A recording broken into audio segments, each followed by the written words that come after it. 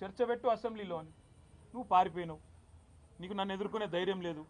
ఈ కేసు విషయం 4 కోట్ల ప్రజల ముందు చర్చ పెడదాం రాయనాయన అంటే రాలేదు.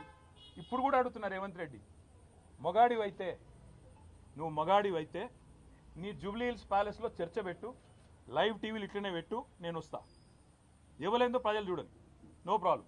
తర్వాత నువ్వు ఏసీబీ పంపుతావా, ఈడీ పంపుతావా, ఇంకోటి పంపుతావా, దానికి కూడా హాజరవుతా, నాకేం అభ్యంతరం లేదు. కానీ నేను తప్పు చేయలేదు, చేయలేదు, అనా పైసా అవినీతి చేయలేదు.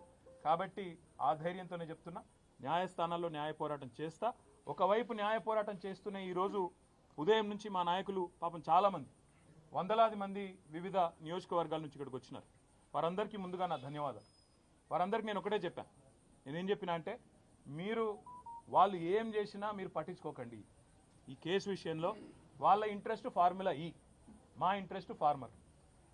ఆయన ఇంట్రెస్ట్ ఫార్ములా, మా ఇంట్రెస్ట్ ఫార్మర్. మేము రైతు భరోసా గురించే మాట్లాడతాం. నువ్వు డైవర్షన్ కోసం ఏం చేస్తున్నావు మాకు తెలుసు. నీకు తెలిసిందే కాదు, ఒకటి డిస్ట్రాక్షను, డిసెప్షన్. ఈ మూడే తెలుసు నీకు.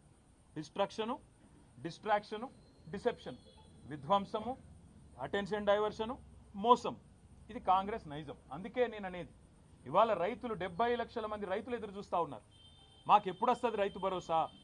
కేసీఆర్ సార్ 12 సార్లు ఇచ్చిండు, చిట్టినాయుడు గారు ఒక్కసారి కూడా ఇవ్వలేదు.